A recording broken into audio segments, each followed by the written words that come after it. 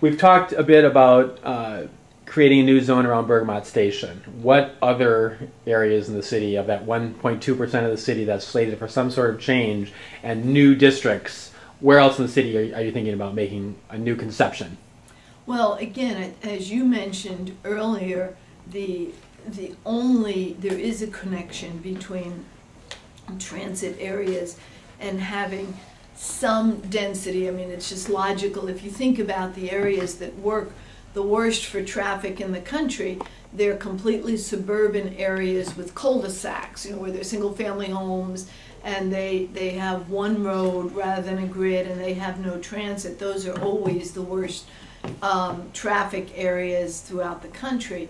So with that in mind, the area around Memorial Park is slated to really increase the park area, number one, build the park over the freeway, and then work with the school district on a joint use project with some aspects of the school, certainly a much larger park, and then a little bit of housing around there. But that is also anticipated to be either right on or within a block or so from a transit station.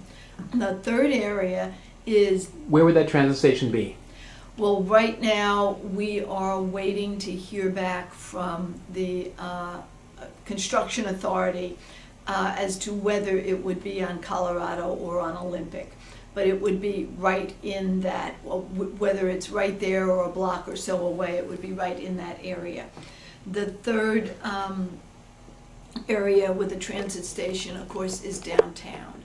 And the area around 4th and Colorado, and so, of course, that entire area is seen as just a wonderful opportunity. You have, on the one hand, you have this great park that is being built by the Civics, next to the Civic Center. There is discussion about greening the freeway for a connection. You have the redevelopment of the Santa Monica Place with new stores, much more pedestrian oriented, and getting rid of some of those huge 1960 massive walls that blocks the public off. So just east of that will be a transit station. So that area is seen as an area that really makes a lot of sense to bring people in and maybe look at some housing at a low scale there, because all of it ties together, bringing people in for the beach, bringing people in for the shopping and the recreating. So those are three of the areas where some change is anticipated. Two other areas are activity centers. And again, when we talk about change, we're talking about essentially operating within, for the most part, the existing zoning envelope, but really doing it smart, planning it, putting in the sidewalks, putting in the open space. There are two areas on Wilshire Boulevard that are relatively small areas, but that are looked at as opportunities to really consolidate parking, put in things like shopping centers. One is around 14th and Wilshire. There's enough, right next to the hospital, there's enough depth in those lots to have a plaza, to have an area that the community can use, and it's very close to the hospital. So that's one area. And the other area is out by Centinela and Wilshire. So again, not on the transit stops, but right on the transit corridor. You use the term activity center, which I'd like you to explain, and you also use the term shopping center. And often when people hear shopping center, they think of a suburban drive-to shopping center. So what do you mean by both of those terms? How would it apply in more detail on Wilshire Boulevard? Well, when I referenced shopping center, I was thinking of the Santa Monica Place, which is a large shopping area. When we talk about an activity center, what as professionals we heard from the community is a real desire, again, there was not a desire to have, you know, large overpowering buildings, but there was a desire, as we see these areas change naturally, to have meeting and community places, not up and down the street, but in the couple locations we talked about. And that would be the wider sidewalks. That would be some ground level open space, whether that would be green or plaza. It would also be the kind of retail uses that people in the neighborhood could use. You know, everyone talks about a grocery. In a project that would be a public-private project, the city can designate, you know, we want to see these kinds of uses. There was a lot of discussion, particularly on 4th Street, about shared parking because the residents have a shortage of parking. So to provide below-grade parking that when people come to shop, they stop at one place and they're not moving their car to go 2 blocks to go to another store, and a place the residents could use. So activity center is one in which there'd be open space, public ground level opportunity, whether it be a plaza, whether it be outdoor meeting area, and also the kind of active uses that nearby residents would use, again, not in any way regional, but also consolidating the parking and then putting into place the kind of transportation measures such as short-term shuttles or the availability of, you know, there are a whole range of things, zip cars, these where people can, you know, walk, and if they need to take a car 3 blocks or 8 blocks, they can do that. So all of that would come together. The other uses described for these couple of areas could include some housing, because again, what you see throughout the country is where you put your housing and your retail and your mixed use together, you bring life, you bring activity, and you have less trips. Now, we know that we're hoping to get the Exposition Corridor light rail line and the possibility of a subway on Wilshire. Who knows for sure? What you mentioned a little earlier, but I'd like you to go in a little more depth. What kind of phasing connections would there be between the development that happens and the public transit infrastructure? Good question. The subway is something that is a ways, quite a ways down the road. I mean, it's something that, you know, people hope will happen, but it's really on a long horizon. So when we look at Wilshire, we are talking about, and we talk about transit on Wilshire, we are, in the long run, it may be the subway, but we are not predicating anything on that. We are looking at the opportunity for bus or for, you know, for more rapid bus, for a whole variety of transit, but not subway. So that is all, those are all things that can be done in the short run in terms of if an activity center, and there are only a couple of them, go forward, the city would be a partner in that. So the city would be able to determine what we would need, what additional transportation would be needed, is the existing transit sufficient. What we have found, which is very interesting along Wilshire, that the transit takes literally 50% of the volume on Wilshire, which we were, you know, very surprised with, and that's today without making, you know, the kind of concerted and coordinated effort. When we look at Bergamot and an area like that, you're really looking ultimately at the light rail. Now that is anticipated for 7 years from now. What the city would have to do is, first of all, you ensure that it is going in on schedule and that whatever is being put in place is tied with that schedule, which may mean that if you think about it, if there is a coordinated project, if there is some roads that need to come into place, if there are some local shuttles, until plans for all of that are put together, that's probably 4 or 5 years. So it would be a matter of making sure that all of that ties together and fits with the schedule. Does that mean that since you're considering greater heights in that immediate area around Bergamot, would that mean if somebody was coming to propose a project that they literally couldn't be approved until you were sure that the rail line was being built, till ground was broken? How would there be a connection in that way? Well, this is something we're going to bring back to City Council when we bring back the next stage of analysis, where we actually look at all of the traffic analysis, we look at the transit, we look at the measures that are going to go in place with and without the transit. Separate from the transit, there's going to be a requirement for the 50% reduction. Separate from the transit, 50% reduction of car trips. What would be the car trips, yes. Separate from the transit, there are going to be requirements for these transportation districts, which may have short-range shuttles to tie into other parts of the transportation system.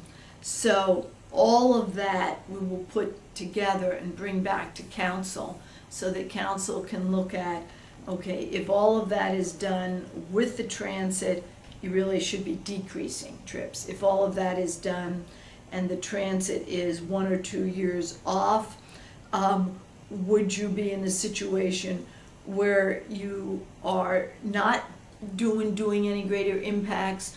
Or if you are, does council then want to phase that? So that's the full analysis will come to council to weigh, are there ways to get this traffic down to allow some of that to go forward, or do they want to tie it all to transit?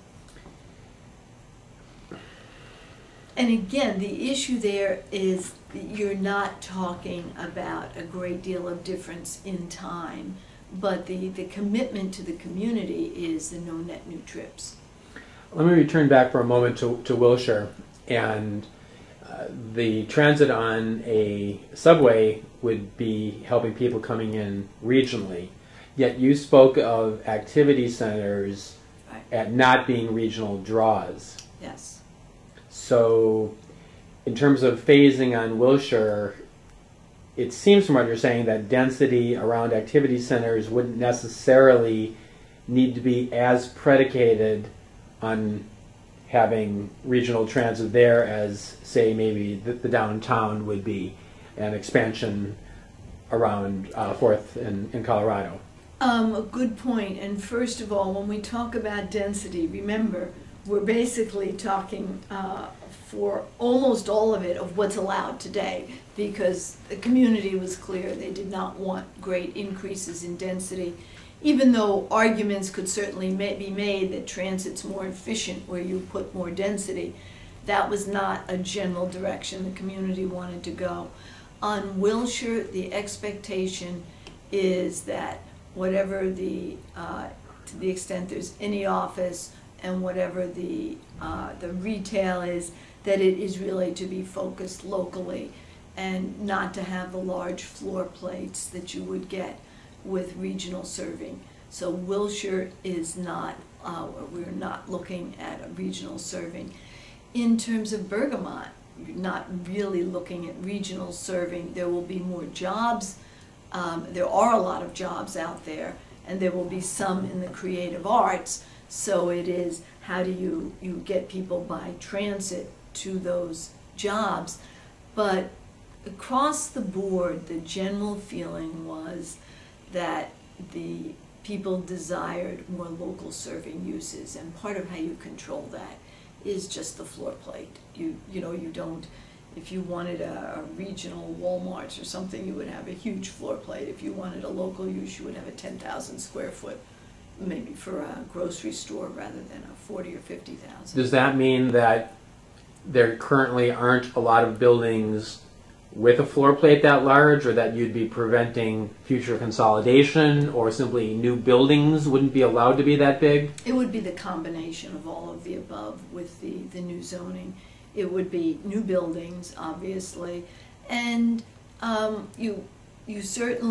certainly could tear down existing buildings today to come forward with the larger floor plates. So that would be regulated also.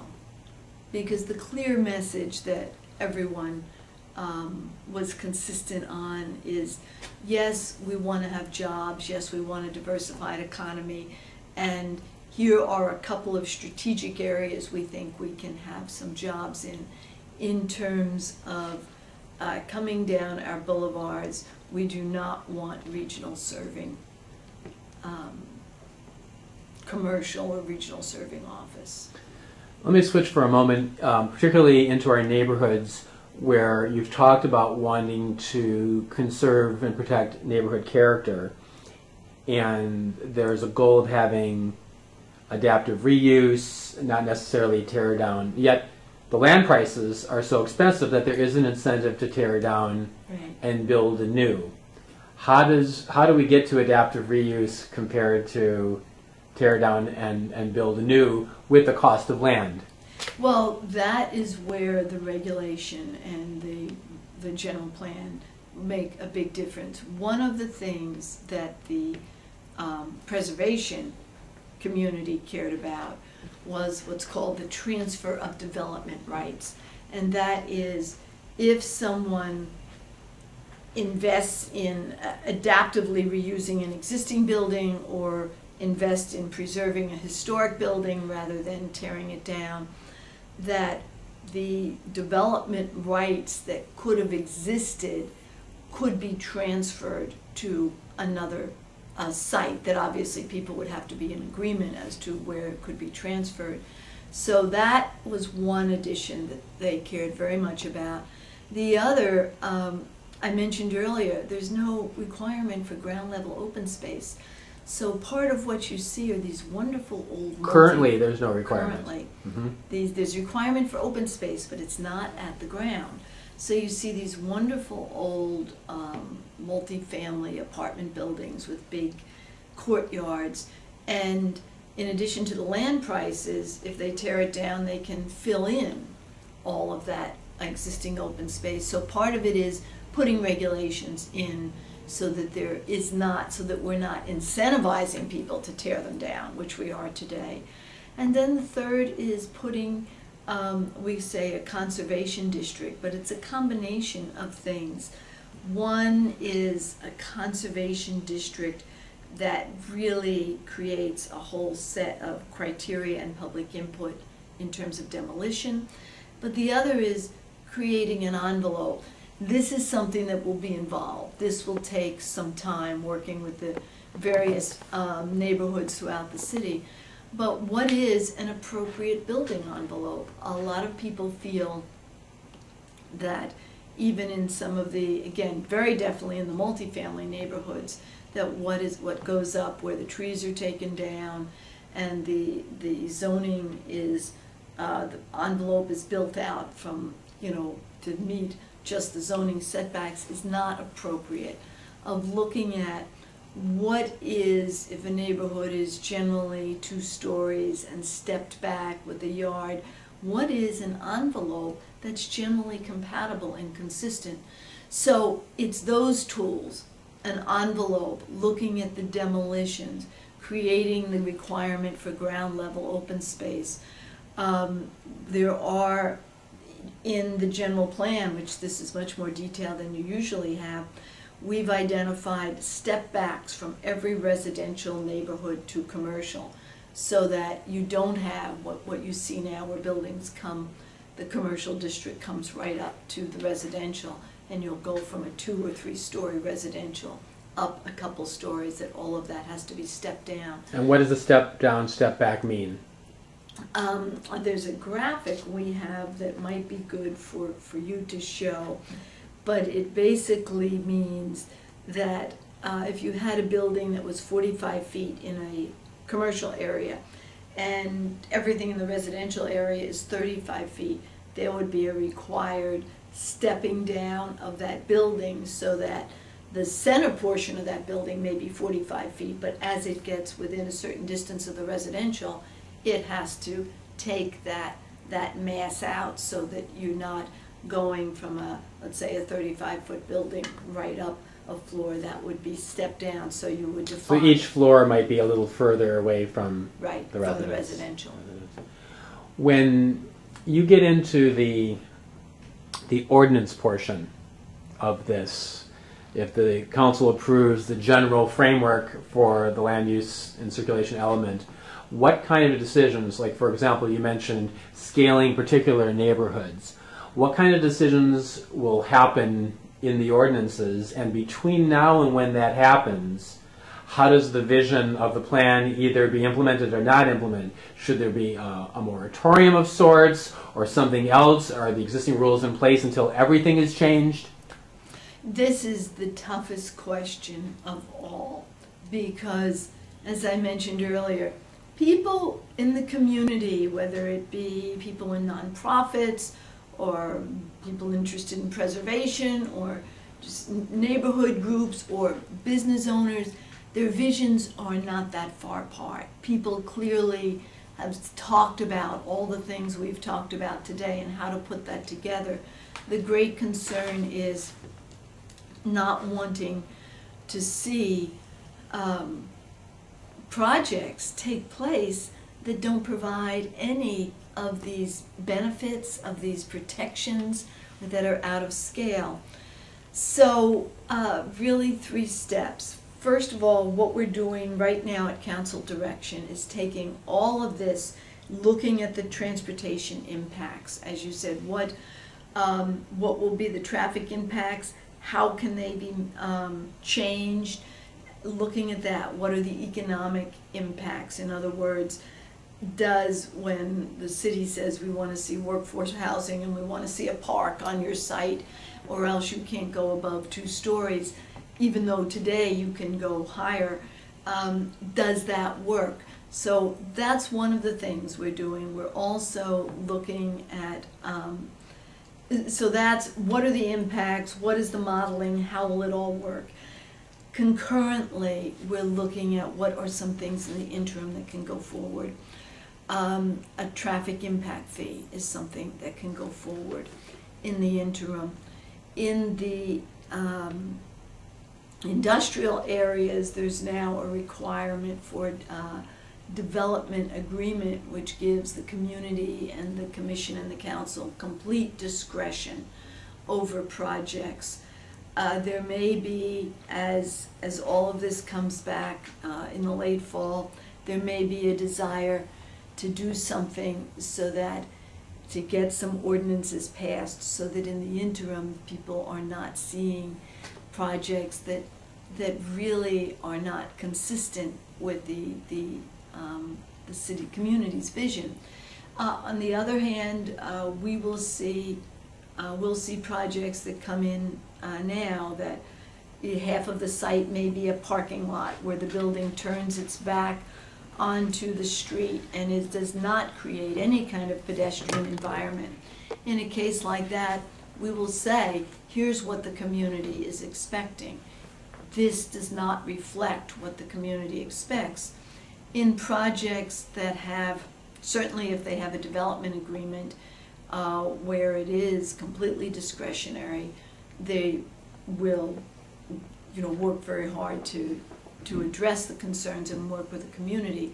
If it's an administrative approval, currently there's not a lot that can be done. We have one project in the city that community has some opposition to, but it's an administrative approval. And we've done as much as we could to get some trees saved on the site, to get some wider sidewalks, pedestrian amenities, but it's still an administrative approval. So the short answer is that there really needs to be the identification of some kind of interim ordinances as soon as council sees what are all the traffic and transportation impacts and how much reduction we can achieve with these different strategies, and what are the feasibility analysis. Well, all of that is being done.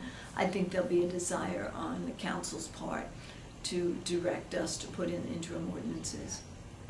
When I was in the council, we often found that immediately before we were going to do an interim ordinance, there was a rush to develop. Yes. Have you seen any evidence of that as the LUCE process is nearing its completion? No, I saw evidence of it when I first arrived here, and there had been some strategic zoning done for some of the boulevards, which lowered what could take place on the boulevards, and there was a huge rush, this was 2 years ago, of projects trying to get in prior to that ordinance taking place. I have not seen it with respect to the LUCE, but part of that is because the area where we were seeing activity, the industrial areas, all of that, the council passed interim ordinances and said if you're over, 7,500 square feet, you basically have to be a development agreement. So what we have seen are some projects coming forward where they're, working with the community, working with the city to meet the objectives of the community. And then finally, in terms of other areas that might be changed on the map, there's a small portion of Santa Monica Boulevard, I understand as well, that might be looked at differently. In talking with the council, I'm looking at, let me just double check my maps here. In talking with the council, a couple of things happened. First of all, part of Santa Monica, more than half of the boulevard, will actually be reduced from existing zoning. Of course, all of these are reduced heights. Reduced height from existing zoning. About more than half of the boulevard will see a reduction, and a small portion of it, I'm looking at the percent, make sure I get all the way on the east side of Santa Monica? All the way on the east side. Where it's in yellow? Yeah, there's a small portion of it that will see the possibility of a slight increase if it is, and again, when you say increase, this does not mean by right that someone can go and do this. This would mean through a process that the public is very involved with, where there would be affordable housing and there would be a whole variety of other things, that some project could be considered for a very slight increase. But on Santa Monica Boulevard, more than half of it, the maximum it could be considered for under even existing zoning has been lowered. In all cases, when you compare it to these situations to the general plan, you're generally, there may be a couple of exceptions, but almost across the board you're looking at much lower than today's general plan. So when we say slight increase, you're not talking over the general plan. You're talking a slight increase through a process that would involve the public as a possibility for about, looks like about a quarter of the boulevard, while about half of it would be even lower than existing zoning. And the argument for doing something different on the east side of Santa Monica, is that because it's next to West Los Angeles or some other reason? No, the opportunity was seen there to provide some, first of all, you do have the transit, but to provide some housing. And again, you're not looking at significant increases here at all. You're looking at the existing zoning is geared very much toward the auto, and we call them suburban uses.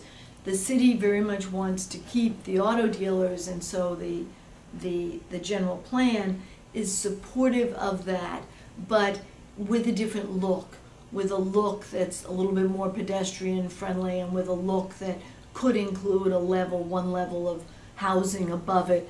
So what it is, if you think about what that portion of Santa Monica Boulevard looks like, it's trying to move from strip commercial to something that's a little bit more walkable and maybe has a level or so of housing.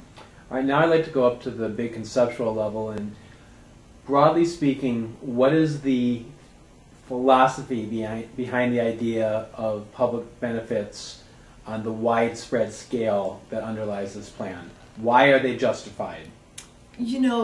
when I first came here 2 years ago, and I went out and I talked to the community, everybody said, you know, we see development, we don't think it contributes anything to our community.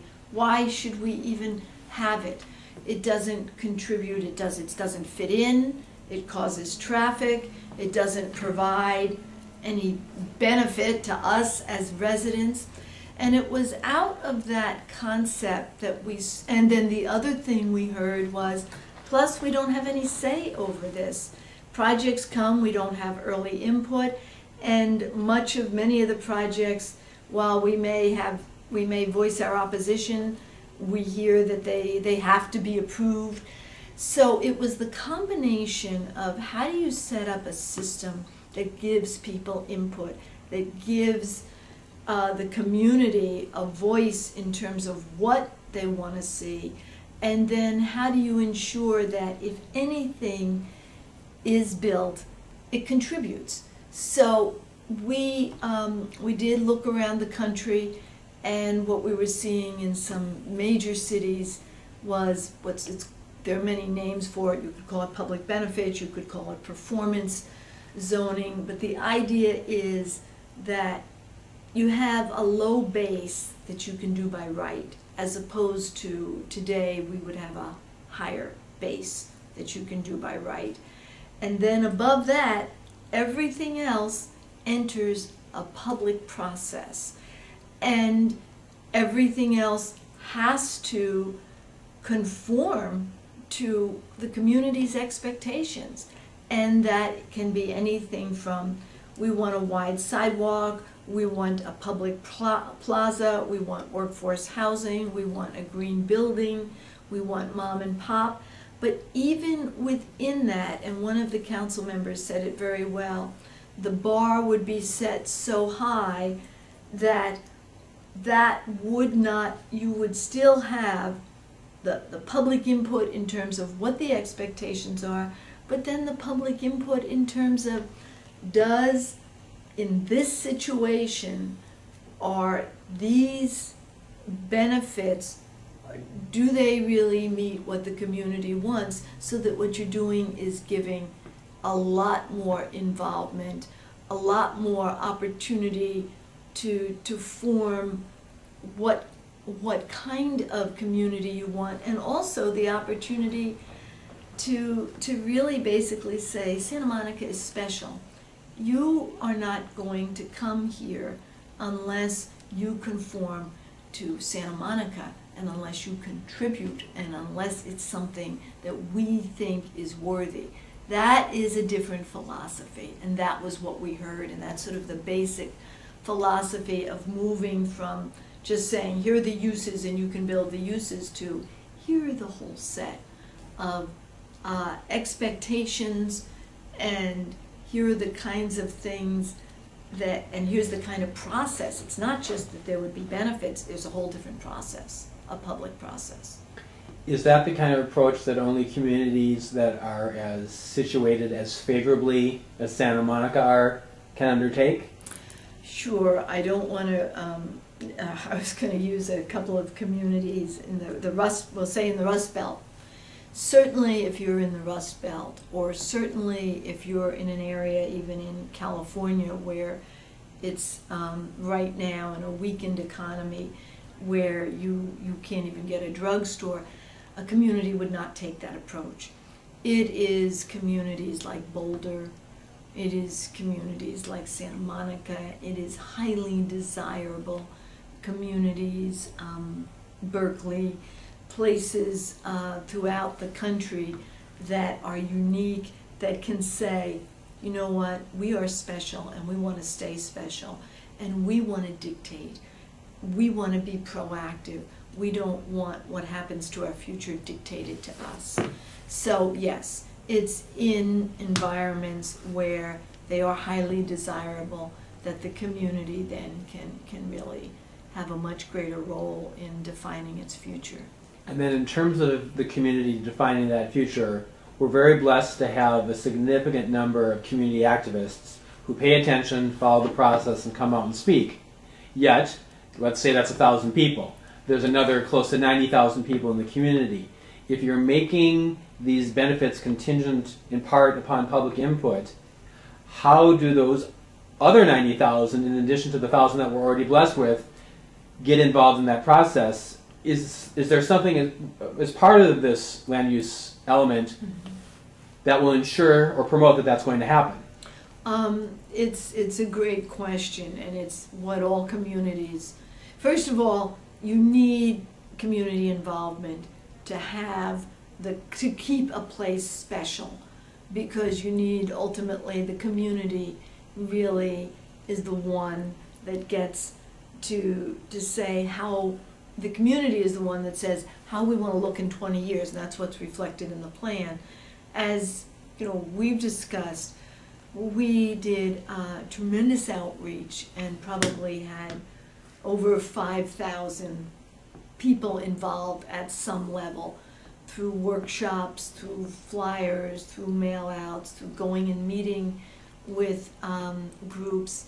Now, and that is considered a huge amount of involvement. The fact that we would have, large turnouts at the workshops were fantastic. But you still have, in communities, and I'll give you an example, there was a major issue in Los Angeles recently, and they did a lot of outreach, and they had 25 or 30 people there. So we've been much more successful at that.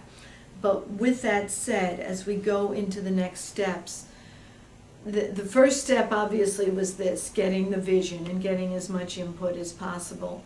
The next is, what are the impacts, what are the numbers, how does all of this work? And council's direction was, what are the maximum benefits we can get at the lowest heights possible? So that's what we'll bring back to them. But then we have what will be called area plans. We're doing a little plan now for Ocean Park Boulevard, where the community is completely involved. There will be specific plans or area plans for the Bergamot area, downtown. There will be an area plan. The hospital districts, there will be a plan. The neighborhoods, when we go into the neighborhoods to look at what kind of envelope do you want, that will completely involve the neighborhoods. So the steps where you move from the very, very large vision into the neighborhoods and into the specific corridors, that tends to be the steps where you get people who are immediately affected with their area. And then, of course, the last step is the process that we've put in place with any development application. We've been applying it to the larger ones.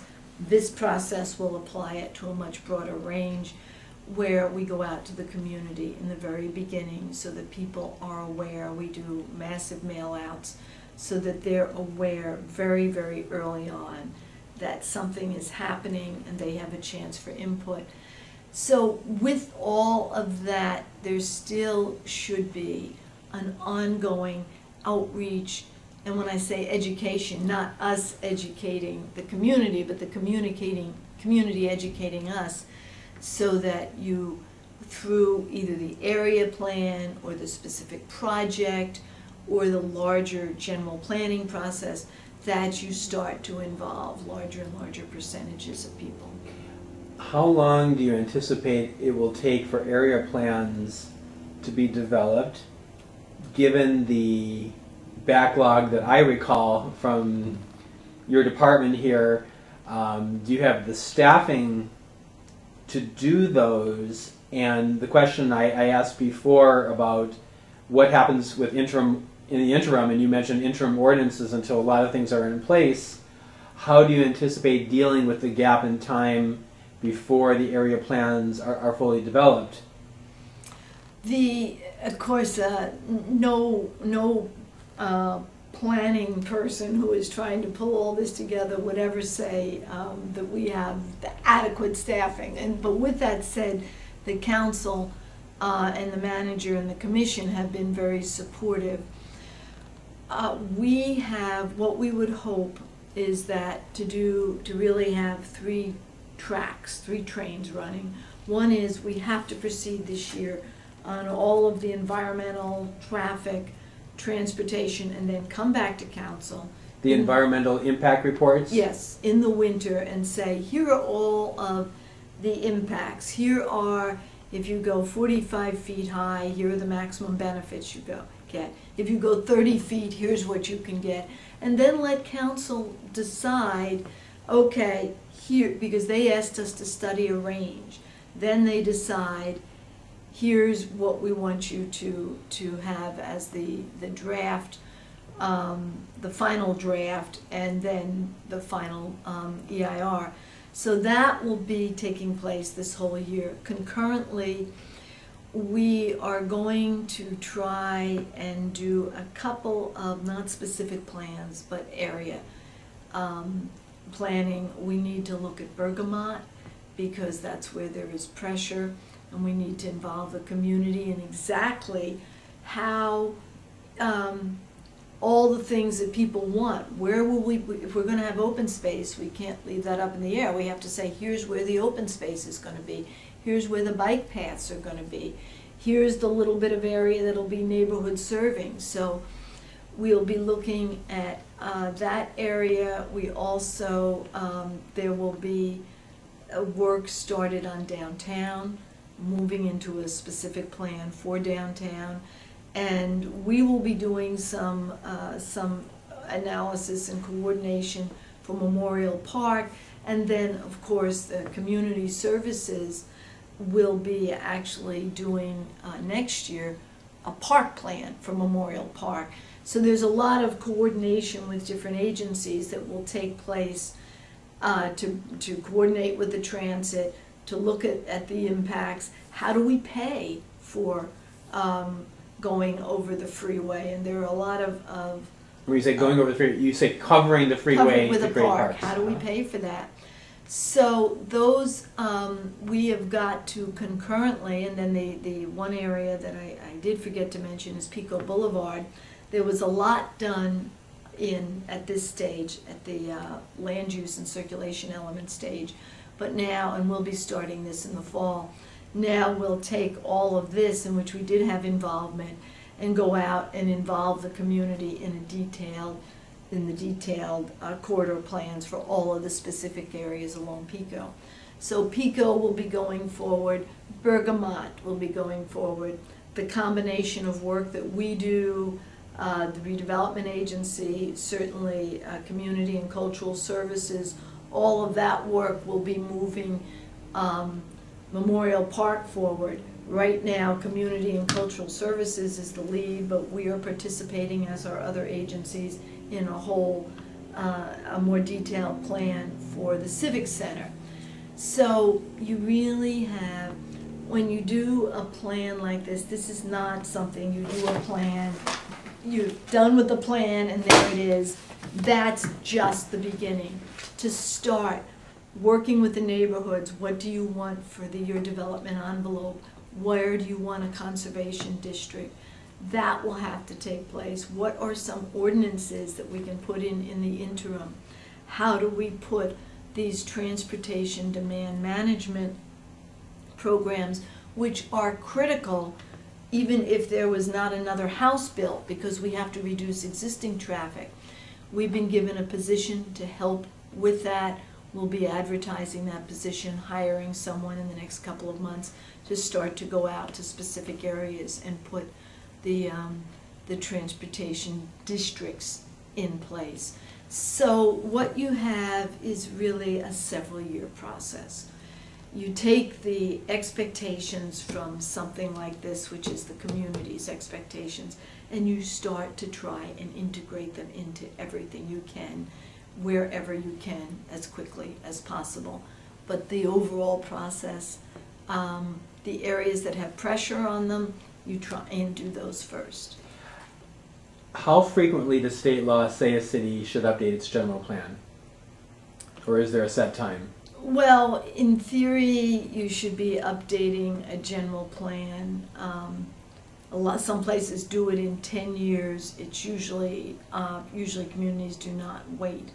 84, 94, 25 years. As we did. Yeah, as we did.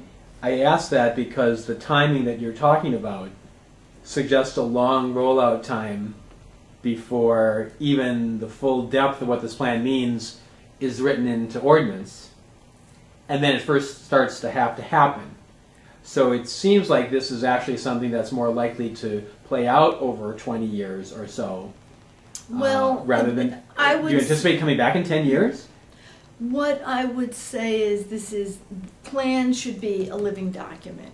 In other words, okay, now we have people's general expectations. We know we want to change the way we do business. So let's start changing the ordinances. Let's get our hands around the traffic immediately and focus on that. And then let's start protecting the neighborhoods. And all of these pieces, till all of the neighborhoods get all of the pieces in place, yes, all of that will take the next several years. So you shouldn't have to be doing a brand new plan. You should have been taking these principles, applying them, so you may find in 10 years, you know what, or you may find in 5 years, council is very interested in what they call monitoring. Monitoring, measuring, and enforcing. They may find in 5 years, this has really, all of this has worked and our traffic congestion is way down. Or they may find, you know, it's much better, but it's not where we want it. We want to slow things down. So one of the mechanisms will be ongoing measurements. Have we gotten enough in place that the neighborhoods are not seeing some of these older buildings they love torn down? Have we gotten enough in place that we really have preservation and adaptive reuse? And if in 3 years we haven't, then, you know, something else has to go in place. So what this does is this lays out, here's what we should be doing, and here's how we measure it. And we get as much in place as quickly as possible so people can see the difference. But where things have holes, we have to stop, slow down, fill that hole. The 1984 plan you mentioned had many similar goals, but it didn't have the tools to deal with the macroeconomic trends. That was the biggest issue. So the macroeconomic trends then led to disjointed planning, more of X, less of Y. Now you're hoping to have the tools in place, and yet you're still saying we need to monitor to see how it plays out. What would be a new variable this time that would lead to unexpected results? And I understand it's an art, not a science, when theoretically at least you put in tools to deal with a lot of the macroeconomics. Well, let's use historic preservation. That's one of the overriding principles in the plan. And we are putting incentives and disincentives to disincentivize people from tearing down structures. Let's say that not in the next couple of years, but that in 5 years the economy of the region is such that the transfer of development rights isn't sufficient to get someone to have to reuse, at terms that we use, adaptive reuse. We would have to say, you know what, we are not seeing the adaptive reuses that we expected. We are seeing the preservation because that would be regulatory. And we are seeing many fewer of the tear downs because we would regulate the demolition, but we're not seeing as much adaptive reuse. What do we need to do differently? And maybe, you know, maybe at that point we say, well, maybe we need to do something that is more regulatory. So that's the kind of thing, and that's that would, I think we would have enough in place that I know we're going to be able to do a much better job at preservation, and we hope we're going to be able to do with this whole process a much better job at adaptive reuse, because when someone comes in with a project, they're now, unless they're going to build at a very low base, they're going to have to go through a very involved community process. We would say, we want that building kept. So we think we've covered all of it, but that, you know, could be something. Or with the benefits, we've talked about wanting mom and pop operations as well as long-term care. How do we balance off, are we getting enough child care versus is the shortage really with the long-term care? That's the kind of thing you're going to have to measure. And you're going to have to the community will have to come back in 3 years and say, you know, we think we've done a great job with child care. We're getting child care facilities in 90% of these buildings, but we really haven't gotten what we thought we would get with the long-term care. Ground level open space would, I think, have to be a requirement. And I think as a result, we will see a big difference in what we get for ground level open space. Pedestrian environment, you know, inviting plazas, those will be requirements. But some of these other benefits, are we getting enough or are we getting too much? So that would be the kind of thing that we would measure. We've talked a lot about uses, about traffic, about general quality of life. I want to just briefly switch over to who gets to live here. And you've talked a bit about community benefits in terms of affordable housing, but middle class / workforce housing often presents a greater challenge. In general, are there any tools that we can have to ensure that people who work here actually live here, particularly in the moderate middle income ranges, and then specifically both in terms of the healthcare district and for the education community and teachers, how do we look at those populations and give them a chance of actually being able to live in the community in terms of this plan? Well, the first thing, there's been a lot of desire on the part of the hospitals, on the part of the education community. RAND Corporation has been, Iao Cadatori has been extremely involved in trying to figure out how to get workforce housing. And workforce housing means nurses, teachers, first responders. Workforce housing, when you think of affordable housing is at a lower level. It can be very low, or affordable housing could be as much as what we call 100% of median income, the average income. Workforce housing is a little bit higher than that. It can be, say, for a family of 4, it could be something like, if we used 150% median, maybe it is 110,000 a year. So it is teachers, people in that, that range. What we have included in here, and where we're very confident, is on the larger sites in the industrial area and what will now be Bergamot Station near the train and near the light rail, and in the mixed-use creative areas. We believe, because we've tried it, we've talked to a half a dozen people who believe that they can build it. We believe we can get a decent amount of workforce housing built. The issue now is putting that together with the hospital or with the school district. So yes, we can get it built. Then how do you, over a long period of time, make sure that the workforce housing stays within, you know, city workers? So the good news is we feel very confident about getting it built, particularly on some of the larger sites, because we have a half a dozen people who have themselves looked at it, come back to us and said we can do it, and we can really provide a couple hundred units here or 75 units there, really sizable numbers. All of the hard questions now are then how is all of that managed so that it is directly tied to the hospital. And so that's the next step. But the good news is we feel pretty confident. We feel very confident that particularly in areas such as Bergamot that we can get it built and that people are willing and able to build it.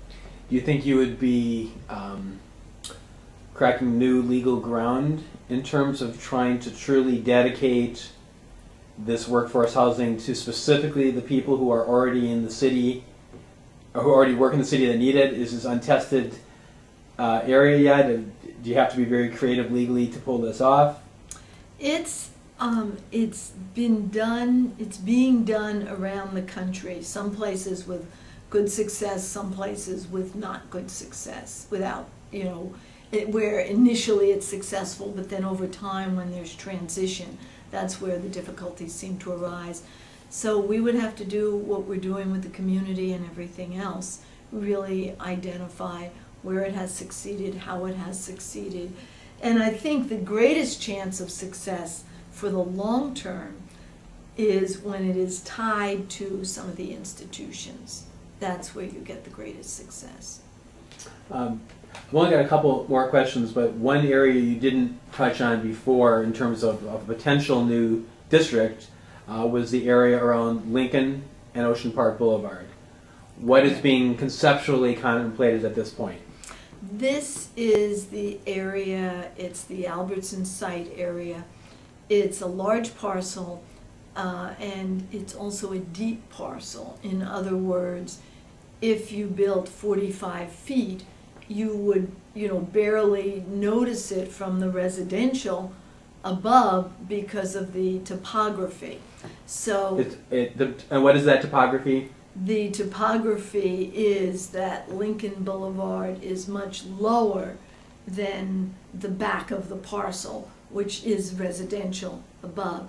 So you have a situation where you have a large drop, so you have an opportunity and you have some depth to develop there without having an impact on the neighbors and people's views.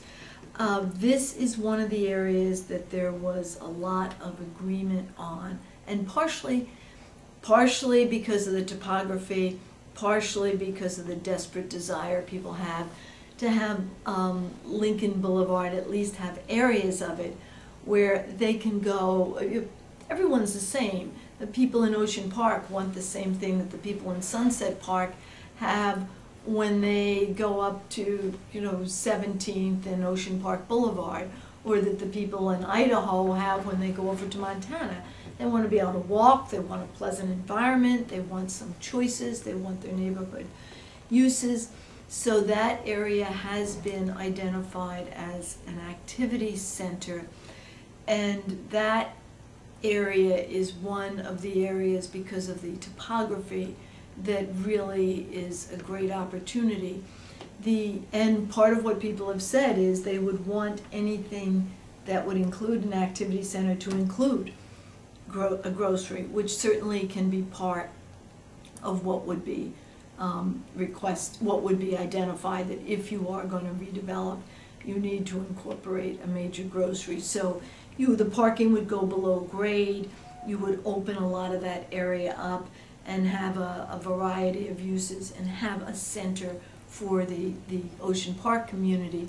Now the challenge to us is we've seen on a couple of other parcels that are not that size, but we have seen people who want to come in and put in, again, projects that put their back to the street, that are surface parking lots.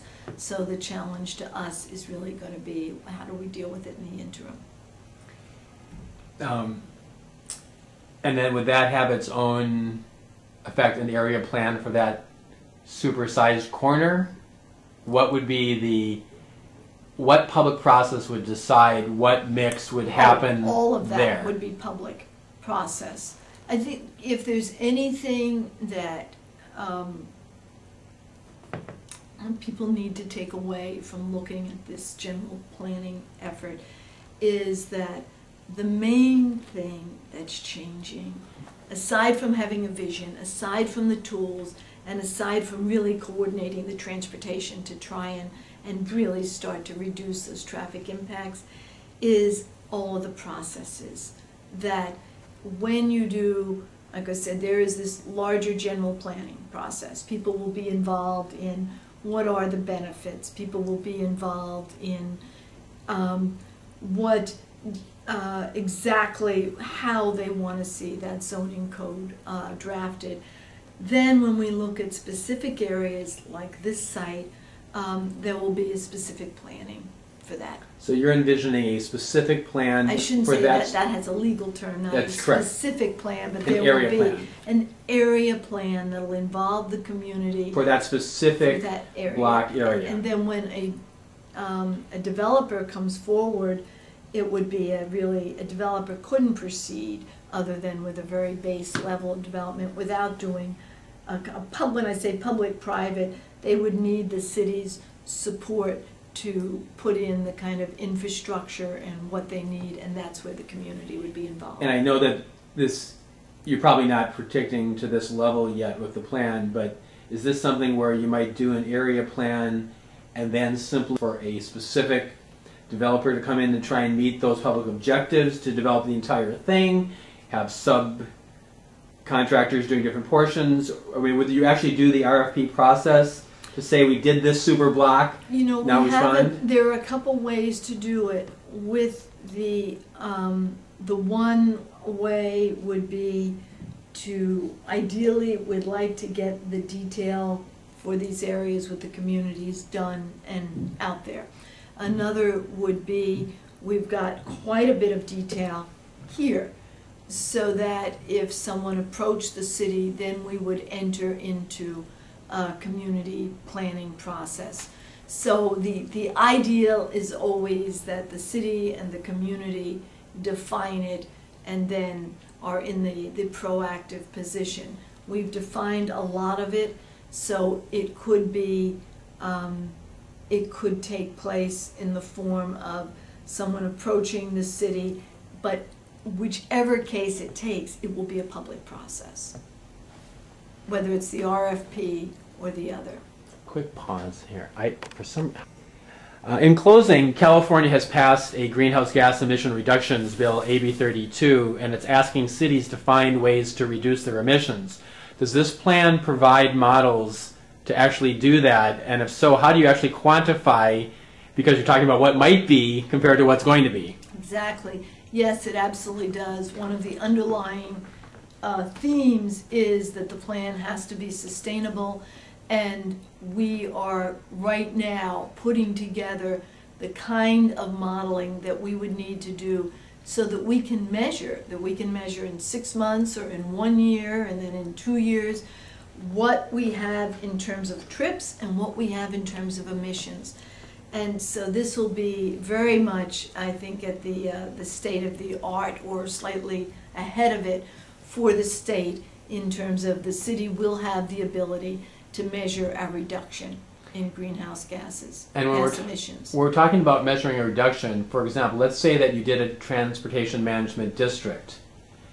Would you then go to the state and say, had we not had this district, expected car trips were going to be X and therefore emissions would be Y, and now give us credit for a reduction because our plan has increased the amount of, this is new territory, but how would we make the argument to the state that we've actually reduced something because it hasn't happened yet? Well, that's interesting. You were ahead of me in thinking all this through, but what we are doing right now is we expect to be able to reduce from what we have today. So not only can we go to the state and say, this could have happened, but it didn't, and we've reduced. We are hoping to reduce from today. So we would hope that in 5 years we'd be able to say to the state, it doesn't even matter what could have happened, we've reduced our carbon emissions from today. Well, with hope for a greener future, Eileen, thank you so much for your time. Thank you very much. My pleasure.